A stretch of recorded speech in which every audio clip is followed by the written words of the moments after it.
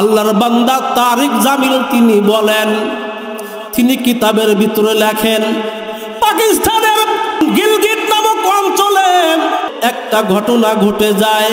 কবরের ভিতরে থেকে একজন মানুষ কবরের পার্শ্ব দিয়ে হেঁটে হেঁটে আস্তে আস্তে চলে যাচ্ছে।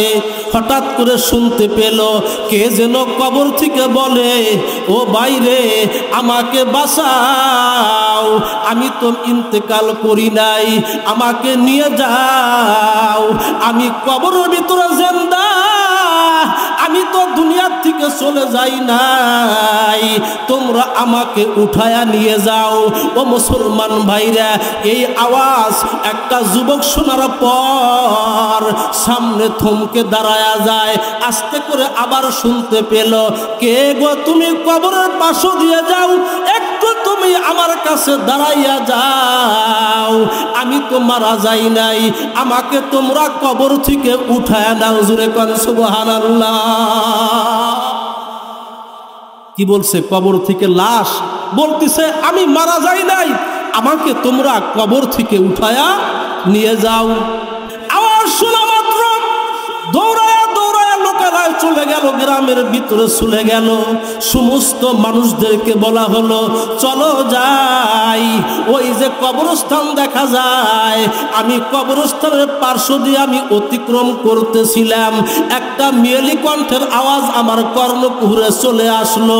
কে যেন ডাকতে বলে, ভাই আমি কবরের ভিতরে জিন্দা, আমি কবরের ভিতরে বেঁচে আছি, আমি তো মারা যাই নাই, আমাকে একটু তোমরা উঠায়া নিয়ে যাও না। এই সংবাদ পাওয়া মাত্র ওই এলাকার সমস্ত মানুষগুলো আস্তে আস্তে ওই কবরস্থানে চলে যায়।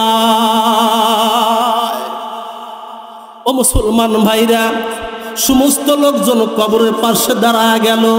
আবার শুনতে পেল ওলামায়ে কেরাম সহ ওখানে দাঁড়ায় গেল। আবার এই আওয়াজ শুনতে পেল, কে তোমরা এখানে দাঁড়িয়ে আছো, আমি আর কবরে থাকতে চাই না, আমি তো মারা যাই নাই, আমি তো জীবিত আছি। কবরের ভিতর থেকে আওয়াজ আসে।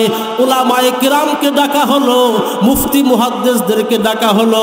তারা সিদ্ধান্ত দিল, ফতোয়া দিল, এই মুহূর্তে এই মুর্দার কবরটার উপর থেকে মাটি সরায়া দিতে হবে। জোরে কোন মারহাবা। ফতোয়া দেওয়ার পর এলাকাবাসী সব মানুষ জমে গেছে। এবার কবরের মাটি কোদাল দিয়ে আস্তে আস্তে যখন মাটি সরাইতে লাগলো, মাটি কয়েক কোদাল সরানোর পর আল্লাহর বান্দা দেখতে পেল একজন যুবতী নারী কবরের ভিতরে বসে আছে। জোরে কোন সুবহানাল্লাহ। ডাকদা বলে, ভাইজান আপনি আমার দিকে তাকায়েন না, আমার গায়ে কোনো কাফনের কাপড় নাই। জোরে কোন নাউজুবিল্লাহ। ভাইজান একটু দূরে চলে যান। এবার আল্লাহর বান্দা দূরে চলে সাইডে দাঁড়ায় গেল। কবরের ভিতর থেকে ওই মহিলা আওয়াজ দিচ্ছে, ও মুসলমান ভাইরা, ওই যে আমার বাড়ি অমুক গ্রামে, আমার বাড়ি ওখানে, আমার বাবার নাম এই, আমার ঘরের ভিতরে আমার পোশাক আছে, আমার গায়ে দেওয়া পোশাকগুলো আছে, একজন আমার বাড়িতে চলে যান, আমার ঘর থেকে ওই পোশাকগুলো এনে এই কবরের ভিতরে আপনারা নিক্ষেপ করবেন। এরপর আমি পোশাক পরে আপনাদের সাথে কথা বলবো। জোরে কোন মারহাবা।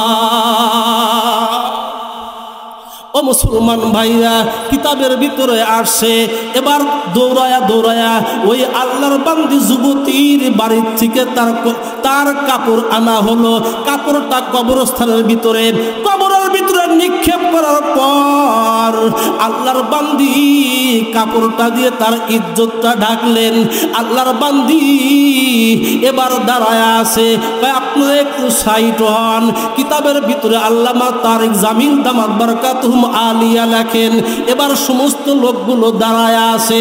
আল্লাহর বান্দি ওই কবরের যুবতী লাশ ওই কাপড় পরে জিন্দা হয়ে কাপড় পরে এবার এমন একটা দৌড় দিল, দৌড়াইতে দৌড়াইতে তার বাড়িতে গিয়ে তার রুমের ভিতরে ঢুকে ঢুকে পড়লো। জোরে কোন আল্লাহু আকবার, আরো জোরে বলুন আল্লাহু আকবার।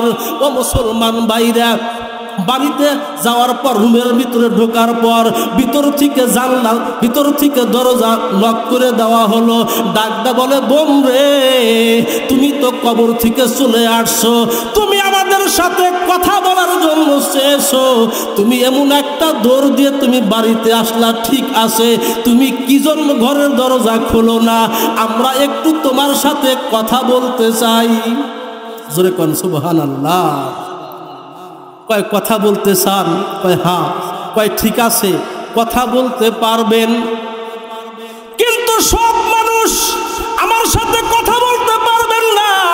যার বেশি, যার সাহস, যেই ব্যক্তির সাহস বেশি আছে, যেই ব্যক্তি শক্তিশালী, ভয় করে না, এমন একজন ব্যক্তি আমার রুমে প্রবেশ করতে পারবেন।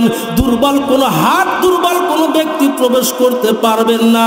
ও মুসলমান ভাই বাবাজিরা, কিতাবের ভিতরে আসছে, এবার একজন যুবক ডাকদা বলে, শোনেন, আমার ভিতরে আল্লাহ রাব্বুল আলামিন, আল্লাহর ভয় ছাড়া দুনিয়ার কোনো ভয় আল্লাহ আমার ভিতরে দেন নাই, অনুমতি দেন, আমি এই ঘরের ভিতরে ঢুকবো। জোরে কোন সুবহানাল্লাহ, আর জোরে কোন সুবহানাল্লাহ। ও মুসলমান ভাইরা, এবার এই যুবকটা ঘরের ভিতরে ঢোকার পর তাকায়া দেখে ওই মুসলিম নারীর মাথায় কাপড় নাই, মাথার উপরে মাথার খুপড়ি নাই, মাথার খুলিটা উঠে গেছে, মগজগুলো টকবক টকবক করতেছে। যুবক ডাকটা বলে, বোন রে, তোমার এই অবস্থা হইল কেমনে? আল্লাহর বান্দি যুবতী ডাকটা বলেন, ভাই শোনেন, শোনেন, আমি যখন যুবতী ছিলাম, আমি যৌবনে পদার্পণ করার পর হইতে আমি কোনোদিন আমি মাথায় কাপড় রাখি নাই, আমি কোনোদিন মাথায় কাপড় দিয়ে আমি রাস্তায় বের হই নাই, মাথার কাপড় দিয়ে কোনোদিন আমি পুরুষের সামনে যাই নাই। এই কারণে আল্লাহ রাব্বুল আলামিনের কবরের ফেরেশতারা, আযাবের ফেরেশতারা আমার মাথা ফাটাইয়া এই অবস্থা করে দিয়েছে। জোরে কোন নাউজুবিল্লাহ। ও মুসলমান মা বোনেরা, ভালো করে ঘটনাটা শুনে রাখবেন। কিতাবের ভিতরে আসছে, আল্লাহর বান্দা যুবক এবার তার এই ঠোঁটের দিকে তাকাইলেন, তাকায়া দেখে এই ঠোঁটে কোনো গোশত নাই, কোনো মাংস নাই, শুধু দাঁত কয়েকটা দেখা যায়। যুবক ডাকতে বলে, মা, যুবক ডাকতে বলে, বোন রে শোনো, তোমার মাথায় কোনো চামড়া নাই, তোমার মুখে তো কোনো গোশত, কোনো রক্ত মাংস নাই, শুধু তোমার দাঁত কয়েকটা দেখা যাচ্ছে, কারণ কি? যুবতী ডাকতে বলে, ভাই রে, আমি দুনিয়ার থাকতে একজন ফ্যাশন নারী, আলতা মডার্ন আমি একজন নারী ছিলাম। আমি যখন রাস্তায় বের হইতাম, আমি আমার ঠোঁটের সাথে লিপস্টিক লাগাইয়া, আমি আমার এই ঠোঁটটাকে কালারিং করে আমি যখন রাস্তায় বের হইতাম, আমার এলাকার যুবকেরা আমার দিকে তাকায় থাকতো। জোরে কোন নাউজুবিল্লাহ। এই জন্য আল্লাহ রাব্বুল আলামিন আমার ঠোঁটের গোশতগুলো তুলে ফেলছেন। আল্লাহর বান্দিকে ডাকতে বলে, বোন শোনো, আমি তোমার হাতের দিকে তাকায় দেখলাম, তোমার হাতে কোনো রক্ত গোশত কিছুই নাই, তোমার হাতের তো কোনো নখ আমি দেখতে পাই না, কারণ কি? ডাকতে বলে, যুবতী ডাকতে বলে, ভাই, আমি যখন কবরের মধ্যে আসলাম, আমি দুনিয়াতে থাকতাম, আমার এই নখের ভিতরে আমি নেল পালিশ লাগাইতাম, ফরজ গোসল হইতো না, কোনো সময় ওযু আমি ঠিক মতো করি নাই, আমার ওযু গোসল ঠিক ছিল না, যার কারণে আল্লাহ রাব্বুল আলামিন আমাকে কবরের ভিতরে আযাবের ফেরেশতারা দিয়া ওই আমার এই হাতের নখগুলো পেলাস দিয়ে টেনে টেনে তুলেছে। আমি সহ্য করতে পারি নাই। আমি বারবার বলেছিলাম, আল্লাহ তুমি আমারে ক্ষমা করে দাও, ক্ষমা যদি না করে দাও, আল্লাহ তুমি আমাকে আবার জীবিত করে দাও, এই শাস্তি তো আমি সহ্য করতে পারবো না। আল্লাহ, দুনিয়ার কোন নারী যেন আমার মতো বেআমল হয়ে যেন দুনিয়ার আমাকে একটা বার এই কবর থেকে যাওয়ার অনুমতি দাও। জোরে কোন সুবহানাল্লাহ। আমি বলতেছিলাম আল্লাহর ভয়, আল্লাহর ভয় যদি কারো অন্তরে থাকে ওই ব্যক্তি কি দুর্নীতি করতে পারবে? কথা বলেন, পারবে না। আল্লাহর ভয় যদি কারো অন্তরে থাকে ওই ব্যক্তি রাষ্ট্রের সম্পদ ভক্ষণ করতে পারে না, রাষ্ট্রীয় সম্পদ সে বিদেশে পাঠাইতে পারে না। জোরে কোন ঠিক কিনা? ও মুসলমান ভাইরা, যদি কোন নেতার যদি আল্লাহর ভয় যদি সিনার ভিতরে থাকতো, আমাদের এই দেশের কোন নেতা বিদেশের বাড়িতে বাড়ি করতো না। জোরে কোন ঠিক কিনা? মুসলমানের শত্রুরা হয়ে যাও সাবধান, মুসলমানের শত্রুরা হয়ে যাও সাবধান, নইলে জুতার বাড়ি খাইবা, থাকবে না সম্মান। জোরে কোন ঠিক কিনা? ফেরাউন মুসার সাথে বেয়াদবি করেছে, ফেরাউন মুসার সাথে বেয়াদবি করেছে, আল্লাহ তাআলা পানিতে ডুবাইয়া মারছে। জোরে কোন ঠিক কিনা? নমরুদ ইব্রাহিমের সাথে বেয়াদবি করেছে, আল্লাহ রাব্বুল আলামিন ছোট্ট একটা ল্যাংড়া মশা দিয়ে নমরুদের 12টা বাজাইছে। জোরে কোন ঠিক কিনা? ও মুসলমান ভাইরা, আল্লাহ রাব্বুল আলামিন বলেন তোমরা যদি দুনিয়ার বুকে আমি আল্লাহকে ভয় করো, তোমাদের সিনার ভিতরে যদি আল্লাহর ভয় থাকে, তোমরা কোনোদিন কাউকে তোমরা অসম্মান করতে পারবা না। ও মুসলমান ভাইরা, উলামায়ে কিরামকে যারা দুনিয়ার বুকে যারা উলামায়ে কিরামকে যারা দুনিয়ার বুকে অত্যাচার করেছে, আমার আল্লাহ রাব্বুল আলামিন আমাদের দেশেই দেখা দিয়েছে। জোরে কোন ঠিক কিনা? ও মুসলমান ভাইরা, আল্লাহ রাব্বুল আলামিন বলেন ইমানদার হইলে আমাদের উপরে মুসিবত আসবে, আল্লাহকে ভয় করলে মুসিবত আসতেই পারে, কিন্তু মেনে নিতে হবে হায়াতের মালিককে। জোরে করেন, হায়াতের মালিককে, মৌতের মালিককে।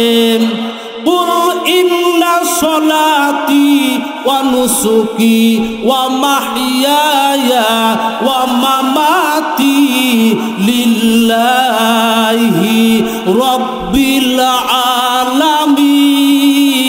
আলামিন। আল্লাহু আকবার। আল্লাহ বলেন, হে নবী আপনি বলে দেন আমার হায়াত আমার মৌত একমাত্র বিশ্ব পালনকর্তা আল্লাহর জন্য। জোরে কোন ঠিক কিনা? এই জমিন হলো আল্লাহর, এই জমিনে আইন চলবে আল্লাহর। জোরে কোন ঠিক কিনা? ও মুসলমান ভাইরা, আল্লাহ রাব্বুল আলামিন বলেন বিসমিল্লাহির রহমানির রহিম, ইন্নাল্লাযীনা ক্বালু রাব্বুনাল্লাহ,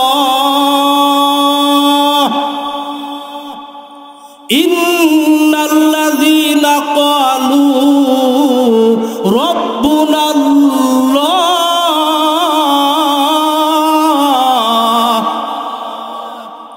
আল্লাহ বলেন অবশ্যই যারা বলে আমাদের রব আল্লাহ,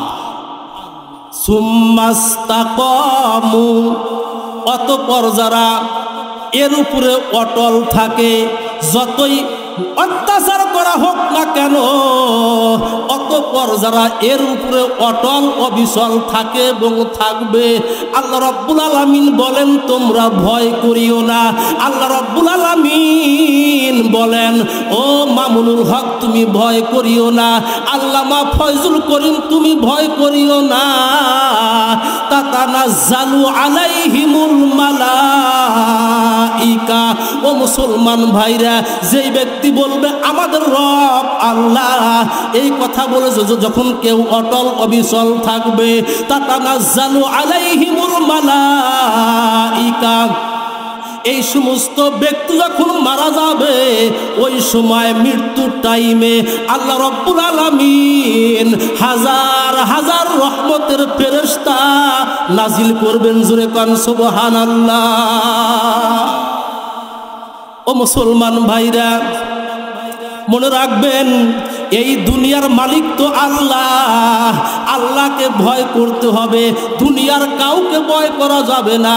ও মুসলমান ভাইরা, আল্লাহ রাব্বুল আলামিন বলেন, আল্লাহ রাব্বুল আলামিন বলেন, ওয়ামা নাকামু মিনহুম ইল্লা আইয়ুমিনু বিল্লাহিল আজিজিল হামিদ।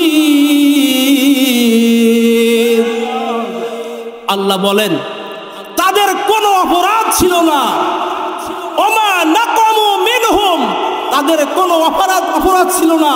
অপরাধ একটাই ছিল, তারা পরাক্রমশালী প্রশংসিত আল্লাহর উপরে ঈমান এনেছিল, এইটাই ছিল তাদের অপরাধ। আজকে সারা বিশ্বে মুসলমানদের উপরে ইহুদি খ্রিস্টানরা মুসলমানদের উপরে নির্যাতনের স্টিম রোলার চালাইছে, ঠিক কিনা? আজকে ফিলিস্তিনে মুসলমানদেরকে, মুসলমানের শিশুদেরকে পাখির মতো গুলি করে করে তাদেরকে হত্যা করা হচ্ছে, ঠিক কিনা? ও মুসলমান ভাইরা, সারা বিশ্বের মুসলমান চুপ হয়ে আছে। আল্লাহ বলেন তোমরা যদি আমি আল্লাহকে সাহায্য না করো, আমি আল্লাহ তোমাদেরকে সাহায্য করব না। ও মুসলমান ভাইরা, কিতাবের ভিতরে আসছে হযরতে হুযায়ফাতুল ইয়ামানি আল্লাহর নবীর একজন সাহাবী ছিলেন। নাম কি? হুযায়ফাতুল ইয়ামানি একজন সাহাবী ছিলেন। রোম দেশের ঘটনা, একই পরিবারের তিনটা ভাই ছিল। কয়টা? তিন ভাই ছিল একই পরিবারের। রোম সম্রাটদের সাথে মুসলমানদের সাথে যুদ্ধ হলো। খলিফাতুল মুসলিমিন হযরতে ওমর ফারুক রাদিয়াল্লাহু তাআলা আনহু তখন রাষ্ট্রপ্রধান। সুবহানাল্লাহ বলেন। মুসলমানরা রোমদের সাথে যুদ্ধ, বীর বিক্রমে যুদ্ধ করতেছে। যুদ্ধ চলতে চলতে একই পরিবারের তিন ভাই কাফেরদেরকে 10 জন 20 জন কাফেরদেরকে দুনিয়ার থেকে বিদায় করে দিলেন। পরিশেষে দেখা গেল এই 3 জন মুসলিম সেনা ওই রোম সম্রাটের সৈনিকদের সাথে বন্দী হয়ে যায়। এবার 3 ভাইকে যখন বন্দী করে নিয়ে গেল, নিয়ে যাওয়ার পর রোম সম্রাট ছোট্ট ভাইকে ডাকতে বলে, শোনো, তুমি হলা তোমার ভাইদের ভিতরে সবচাইতে ছোট ভাই, তুমি হইলা কনিষ্ঠ, তুমি মনে রাখিও তুমি আমাদের অনেক সেনাপতিদেরকে তোমরা হত্যা করেছো মুসলমান। আজকে আমরা তোমাদের 3 জনকে আমরা গ্রেফতার করে নিয়ে আসি।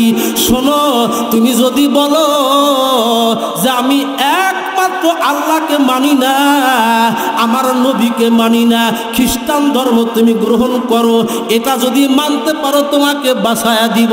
ওই মুসলমান ডাকতে বলে, ও বাদশাহ নামদার, শুনে রাখেন, আমি ক্লিয়ার জবাব দিচ্ছি, আমার জীবন চলে যেতে পারে, আমার এই দেহটা টুকরো টুকরো হতে পারে, আমি কিন্তু আমার ঈমান দিব না। ও মুসলমান ভাইরা, ছোট্ট ভাইকে এবার নিয়ে যাওয়া হলো। এবার কয়েদখানায় নিয়ে যাওয়ার পর তাকে কয়েদিদেরকে এক জায়গায় রাখা হলো। ছোট জনকে এবার ওই ডেকসির সামনে নিয়ে যাওয়া হলো। ডেকসির ভিতরে পানি, তেল গরম করতেছে। তেল যখন টকবক করতেছিল, উতলায়া উঠতেছিল, ছোট মুসলমান ভাই তার সামনে ডাক দিয়ে নিয়ে যায়, দেখো এই যে কারার ভিতরে তেলগুলো উঠতেছে, তুমি যদি ঈমান না ছাড়ো, যদি খ্রিস্টান না হও, তোমাকে এই কারার ভিতরে তোমাকে আমরা পুরায়া মারবো। এবার ছোট্ট জন ডাকতে বলে, ও খ্রিস্টান সম্রাট, শুনে রাখেন, আমার জীবন চলে যেতে পারে কিন্তু ঈমান দিতে পারবো না। কিতাবের ভিতরে আসছে সঙ্গে সঙ্গে ওই মুসলিম সেনাপতি 3 ভাইয়ের ভিতরে ছোট্ট ভাইকে যখন বলা হলো, ও মুসলিম শোনো, তুমি এই ডেকের ভিতরে এই কড়ার ভিতরে তেল গরম করা আছে, টকবক টকবক করতেছে, তোমাকে আমরা রেহাই দিব না, হয়তো ঈমান ছাড়তে হবে, না হয় তোমাকে এই কারার ভিতরে তোমাকে ডুব দিতে হবে। আল্লাহর বান্দা ডাক দে বলে, আমি আমার মালিক একমাত্র আল্লাহকে ভয় করি, দুনিয়ার কোন কাফের বেঈমানকে ভয় করি না। জোরে কোন আল্লাহু আকবার, আরো জোরে কোন আল্লাহু আকবার।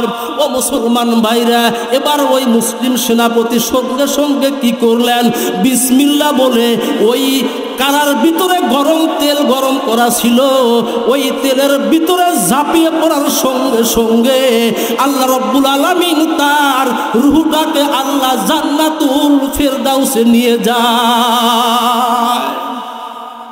এবার দ্বিতীয় জনকে ডাক দে বলা হলো, দেখো ওই যে টাকা দেখো তোমার ছোট ভাই,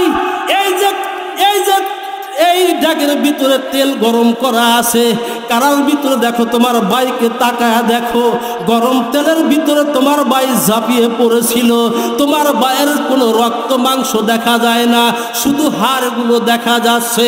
যদি তুমি বাঁচতে চাও আমাদের খ্রিস্টান ধর্ম গ্রহণ করো, অন্যথায় তোমাকেও এভাবে আমরা হত্যা করে ফেলবো।